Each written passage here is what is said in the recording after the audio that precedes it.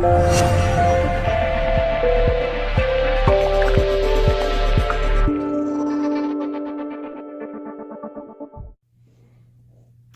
and gentlemen, thank you and welcome back for another discussion this week of Z Real Estate's topic on real estate. So, what are we talking about this week? We are talking about how precisely to buy a home at foreclosure auction. We're getting a lot of questions about that. Specifically, how do we do it online? I noticed there's this new online foreclosure auction. How exactly does that work? For the agent, for the buyer, for both? Okay, well, it's actually not quite as complicated as you thought. So the way you buy an REO, a bank repo, or a foreclosure at an online foreclosure auction is actually quite simple. First things first, pick your website. There's actually quite a lot of them. What I would recommend is just going to Google and typing in online foreclosure websites. You'll probably see a slew of them that come up. Some of the more reputable ones include, but are not limited to, auction.com, hudsonandmarshall.com, Xome.com. Xome is Xome.com. And for a complete list, if you'd like, you can always email me at reo@zrealestate.net.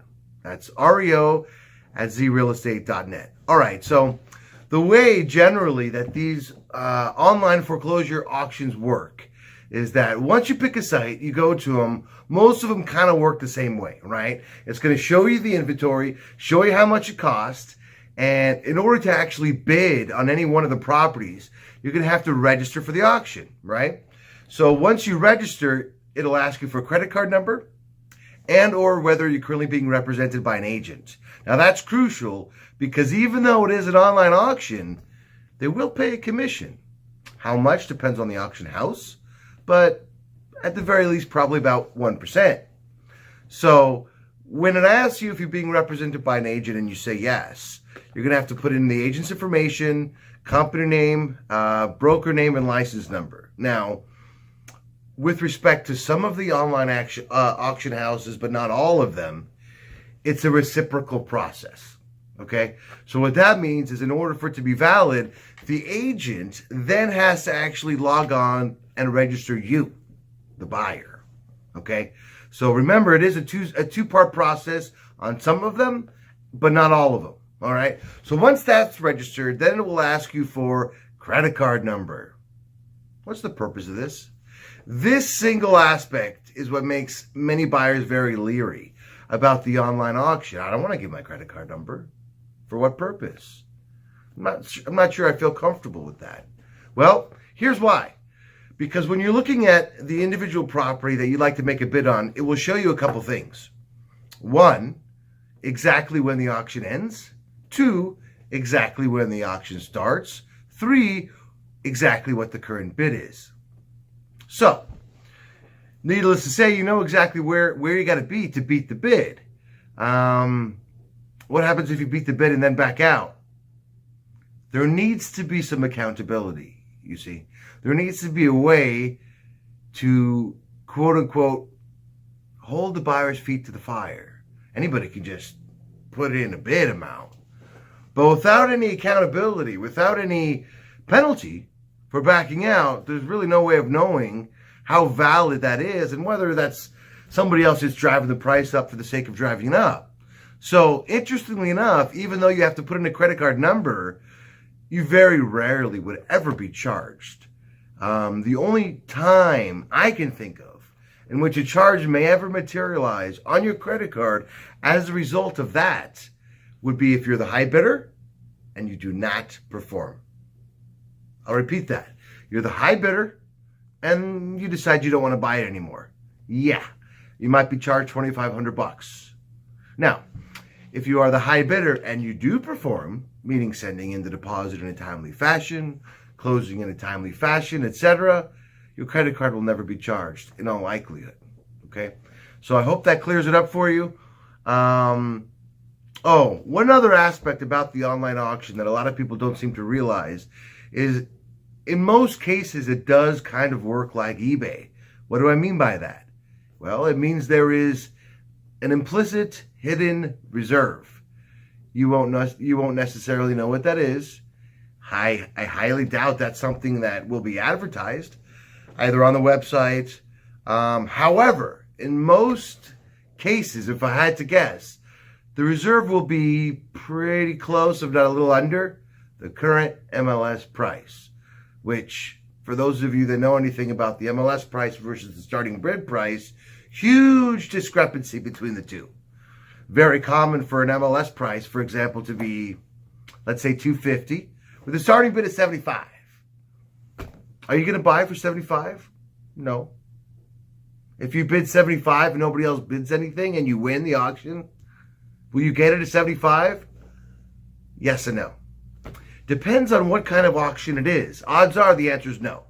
Now, if it's an absolute auction, in other words, you see the word absolute anywhere in there, it means highest bidder gets it.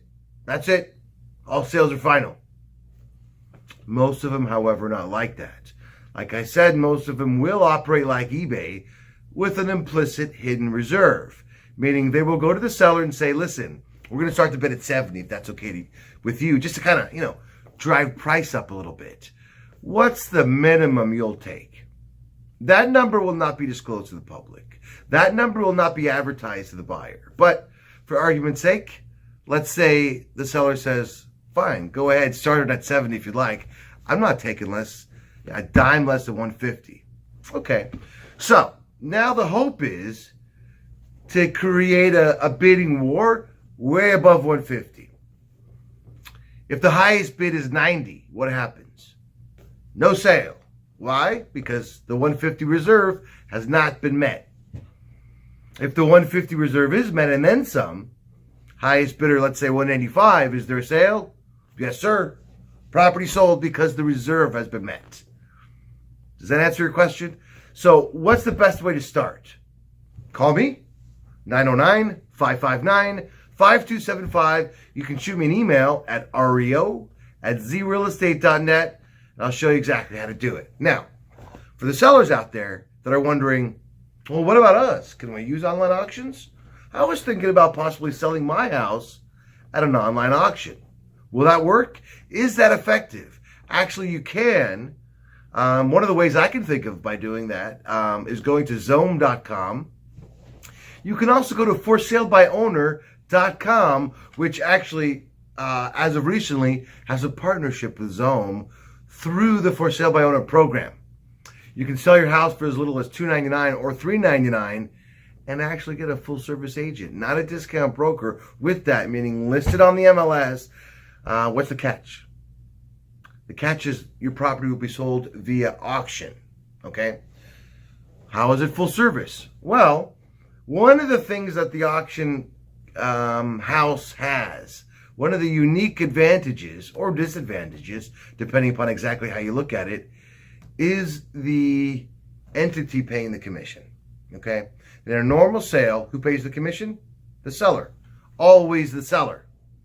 Not in an auction, especially an online auction. The commission is paid via 5% buyer premium. And that generally does apply, folks. On most online auctions, there will be a 5% buyer premium tacked on to the top. So whatever your high bid is, let's say it's 180, go ahead and add 5% to that. That's actually going to be a little bit more representative of the true sales price of the property you get. Okay?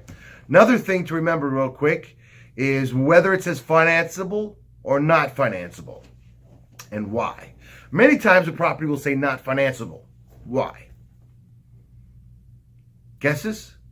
Any ideas? I'll tell you why. It's because the seller, the bank, cannot guarantee vacancy. They cannot guarantee that the occupants will be cooperative during an appraisal.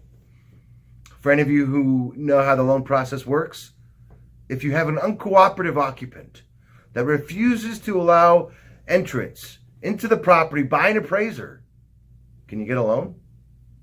No. Naturally, the seller can't force the occupant to allow the appraiser in there. And as a result, it will say cash only, merely by virtue of the fact that they cannot guarantee access for the appraiser.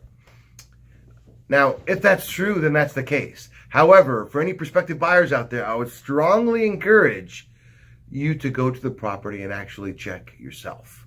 Check what specifically? Check to make sure that what the bank said, what the seller said, what the auction house said about occupancy is actually the case. I bought a few of them on there, and I can tell you, the last one I bought specifically said occupied cash only. It wasn't. It was a vacant house. That information is only reliable as the competency of the listing agent that the auction house has hired or that the seller has hired. I wish I could tell you they're all competent like me, but unfortunately, that's just not always the case. Many times it's very easy for an agent to check the box, occupied. That's why I don't have any interior pictures. That's why my information on this property is limited. No? If you go there and see that it's vacant, I wouldn't be surprised if that is the case on many of them that show vacant. And many of them on many of them that show occupied. Unfortunately, there seems to be a little bit of a miscommunication there. So that being said, check the information. Don't rely on that too much, because many times you'll be surprised. I've seen some where it said 3-bed, 2-bath, 1,100 square foot house, occupied, and you get there and it's actually 3,000 square foot vacant home, guys, with another one in the backyard. Is that a steal for the price? Hell yeah, especially if the bank actually thinks it is what they're advertising as a 3 and 2, 1,100 square foot something house. So do your due diligence, folks. Check it out. After all, you're the one buying the property. So when in doubt, call Z, 909-559-5275. Our office line, guys, 909-999-6888. Contact info here. I can always be reached here. And this has been a discussion on how to properly, efficiently, and effectively purchase foreclosure, REO, bank repo properties via online auction. All right? So if you have any additional questions, comments, or concerns, again, best way to reach me. And for any additional or related or unrelated topics that you would like to see covered, leave a comment below. Thanks so much, guys. Have a great week, everybody.